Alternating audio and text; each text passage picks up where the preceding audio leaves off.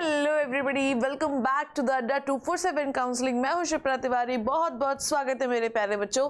सो UP Ayush की जो counselling है उसके कुछ अपडेट्स हैं। जो ब्रोशर रिलीज किया गया उसके कुछ अपडेट्स हैं। हम पूरा तो ब्रोशर नहीं पढ़ पाएंगे, पर हाँ कुछ रूल्स एंड रेगुलेशन एक बार उसको थॉरली रिफ्रेश कर लेते हैं ताकि किसी भी प्रकार की जो गलतियां हैं वो चॉइस फिलिंग और लॉकिंग के दौरान ना हो।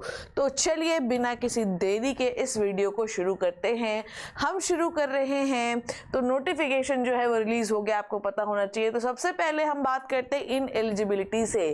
कौन कौन से स्टूडेंट जो हैं वो यूपी का आयुष काउंसलिंग जो है वो अटेंड नहीं कर सकते। पहला, उन्होंने नीट क्वालिफाई ना किया हो। दूसरा, वो यूपी के बाहर हो, ठीक है, या वो क्वालिफाइड ही नहीं है। ठीक है, गवर्नमेंट कॉलेज में अगर आप लेना चाहते हैं तो यूपी का स्टूडेंट जो है, ठीक है, ओके, मतलब मान लीजिए यूपी के स्टूडेंट तो हैं, पर अगर आप बाहर के हैं तो आपको क्वालिफाई होना बहुत ज़रूरी है।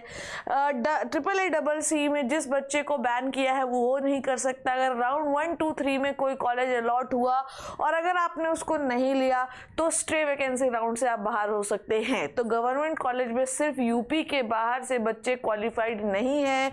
UP Ayush is only dedicated for UP people. चलिए आगे बात करते हैं।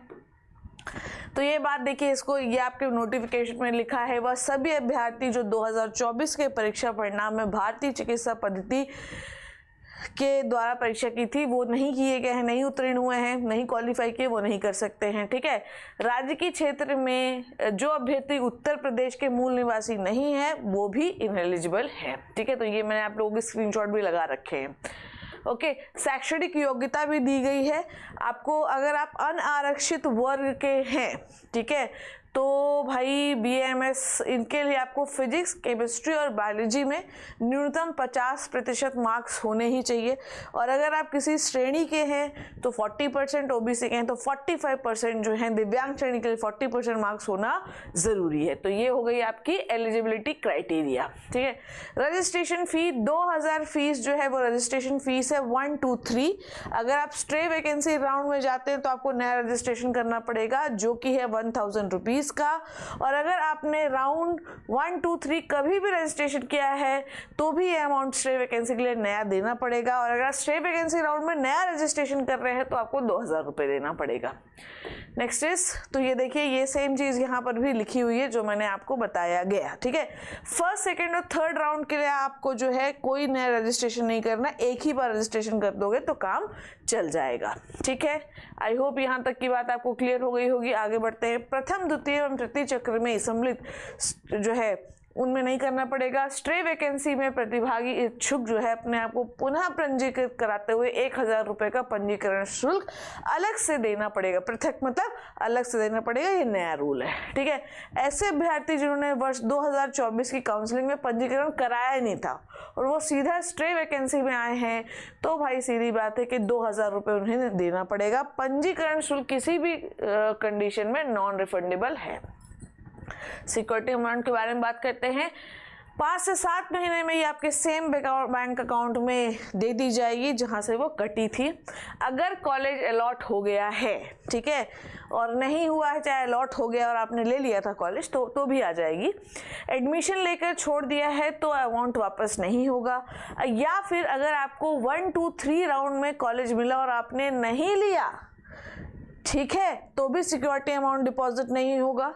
1, 2, 3 में कॉलेज मिला और आपने स्ट्रे वैकेंसी राउंड में घुसने की कोशिश की तो भी तुम जाने नहीं मिलेगा। और अगर स्ट्रे वैकेंसी में कॉलेज मिला और नहीं लिया तो आप काउंसलिंग से ही डिबार हो जाएंगे। ठीक है, हालांकि उसके बाद तो होती भी नहीं है। और याद रखिएगा कि अगर मान लीजिए 1, 2, 3 राउंड में आपको कोई कॉलेज मिला और आपने नहीं लिया था, ठीक है, और आप स्ट्रे वैकेंसी राउंड में जाना चाहते हैं तो स्ट्रे वैकेंसी राउंड में आपको वापस से सिक्योरिटी मनी डिपॉजिट करना पड़ेगा। 1, 2, 3 में स्ट्रे वैकेंसी में करना पड़ेगा। चलिए, यही सेम चीज़ यहाँ पर भी लिखी हुई है। आइए देखते हैं, आगे बात करते हैं। ये कुछ मैंने आपको चीज़ें बताई। न्यू चेंजेस जो हैं वो देखो क्या किए गए हैं वो एक बार देख लेते हैं। कॉलेज सिक्योरिटी अमाउंट के लिए, ठीक है, नया रूल निकाला गया है कि प्राइवेट कॉलेजेस जो हैं वो 50,000 रुपये से ज़्यादा सिक्योरिटी सिक्योरिटी डिपॉजिट नहीं ले सकते, जो कि आपको पता है 2-2 लाख रुपए तक ली जाती थी। तो 50,000 रुपए से ज़्यादा सिक्योरिटी डिपॉजिट जो है वो नहीं लिया जा सकता। निजी क्षेत्र के आयुष कॉलेजों के लिए सुरक्षा धनराशि अधिकतम 50,000 रुपए होगी, जो कि नया रूल है, वो निर्धारित है, इससे ज़्यादा नहीं हो सकता, इसका उल्लंघन आप नहीं कर सकते हैं। ठीक है, डॉक्यूमेंट सर्टिफिकेट जो है, जो भी आप डॉक्यूमेंट अपलोड कर रहे हैं, जो कि बनवाने वाले इस PWD का सर्टिफिकेट वगैरह, वो 6 महीने से ज़्यादा पुराना नहीं होना चाहिए है। ठीक है, सेम पासपोर्ट साइज जो कि आपने नीट एडमिट कार्ड में लगाई थी वही वाली होनी चाहिए, और अगर नहीं है तो एडमिट कार्ड का स्कैन करा के कुछ करो, उसका जुगाड़ की वैसी बने।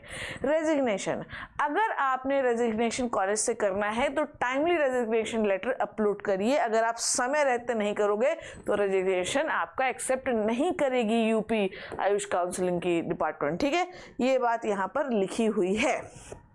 ठीक है, तो ये आप याद रखिएगा कि आवंटन के पश्चात अभ्यर्थी को संबंधित कॉलेज पर भौतिक रूप से उपस्थित होकर प्रवेश प्रक्रिया संपन्न कराने के पश्चात ही प्रवेश मान्य होगा। ये नहीं कि ऑनलाइन करवा दिया, जब आप जाओगे तभी आपका एडमिशन माना जाएगा, तत्पश्चात ही वो, जैसे मान लो पहले एडमिशन करवाने जाओगे उसके बाद ही आप रेजिग्नेशन दे सकते हो। ठीक है, ये नहीं कि लिए नहीं एडमिशन कुछ भी चल रहा है। हेल्पलाइन के लिए आपको प्रॉपरली एक नंबर दिया गया है, आप इसको नोट डाउन कर लीजिए, जो कि है 737650200591 7376524687। इसे आप लीजिए, और आपको कोई भी क्वेरी है और कोई भी डाउट होगा, भाई इतने तो डाउट है नहीं, और भी हो सकते हैं, तो इस पे हेल्पलाइन पे जाकर कॉल कर सकते हैं। कहाँ पे मैं डॉक्यूमेंट जाऊँ, जमा कराऊँ, कौन सा मेरा नोडल सेंटर है, कहाँ पर जाना पड़ेगा, नोडल सेंटर यहाँ है, इतना दूर है, इतना समय लगता है, डॉक्यूमेंट नहीं अपलोड हो पा रहा, क्या ऑफलाइन मतलब मैं आपको स्कैन करके भेज दूँ, कोई और जुगाड़ है, तो ये आप यहाँ से पूछ सकते हैं। आई होप जो मैंने आपको समझाया वो अच्छे से समझ में आया बच्चों। तो ये कुछ रूल्स एंड रेगुलेशन जो मैंने आपको बताया, जो बदलाव थे, वैसे कोई बहुत ज़्यादा बदलाव हुआ नहीं है। I hope you learn and enjoy the video. Thank you so much, all the best and bye bye.